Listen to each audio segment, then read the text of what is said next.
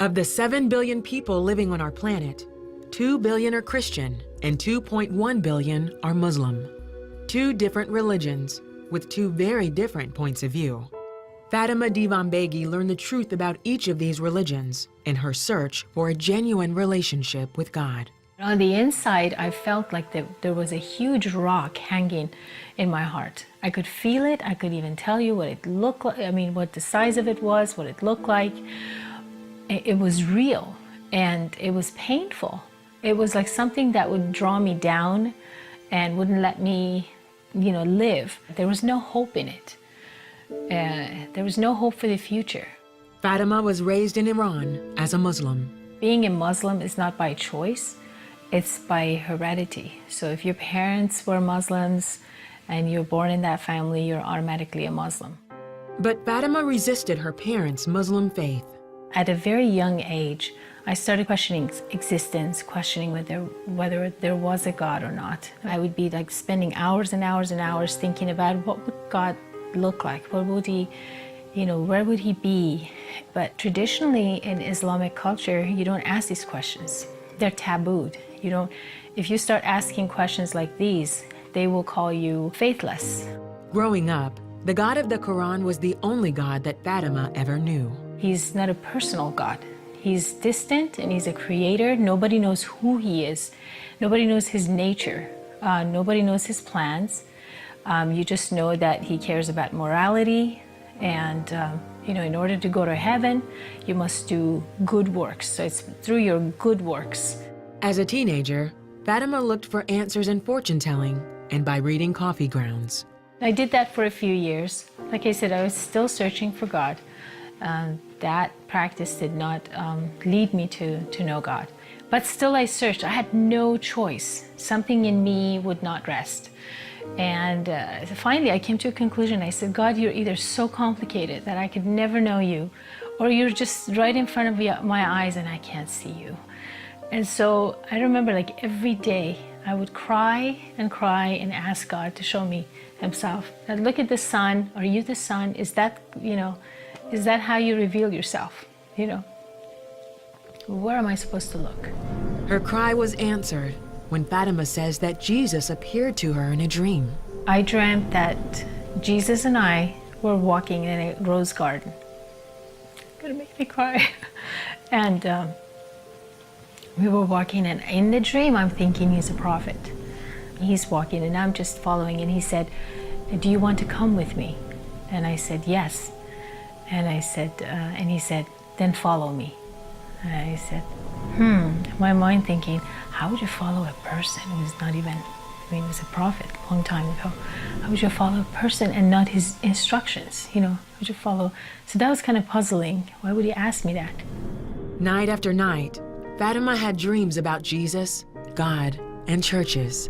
Old churches, new churches, modern churches, And I dreamt that, my mom and all our family are, holding hands and going to the church. Fatima moved to the United States when she was 20. She met a friend from work who told her about Jesus. It was after he accepted the Lord Jesus that he found joy and peace, and those words just popped. I said, wow, this is good. And he said, every time he receives it, every time they pray for him, he is filled with joy and peace. And I said, oh, I want that. I want the joy and peace, So Fatima went to a Christian church, and a woman there asked her, do you believe Jesus Christ is God? And I said, did he say that? Did he say that he was God? And she said, yes, he says that. I said, sure, I believe he's good. Trust me, I'll find out if he's not. I think of, I'll just find out, things aren't true. But I'm willing to give Jesus a try, definitely. And she said, do you want to pray, salvation prayer? Absolutely. So it was because of I think God had softened me up to the point that, I was soft toward God, and I wasn't, resistant. That night, after years of searching, Fatima prayed to become a Christian. Things just started changing. That heavy, heavy heart, that stone that I could, it was sharp even. I could feel how sharp and painful it was. That was gone. It was completely gone. That night, the Lord just like He took His hand in my heart and took that rock out permanently. The one significant thing that God did for me, that Christ did, was that He put hope in my heart, a permanent hope.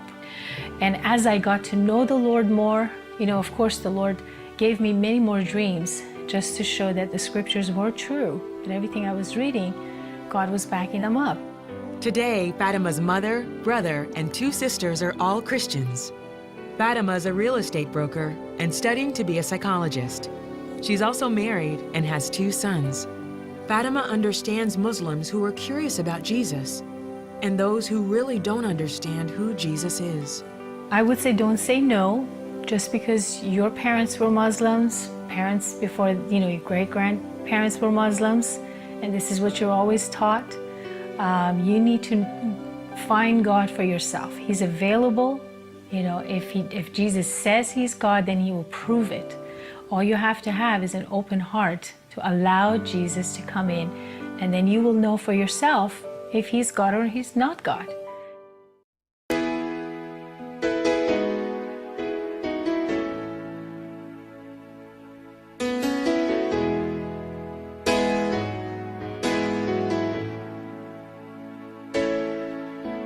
Come just as you are.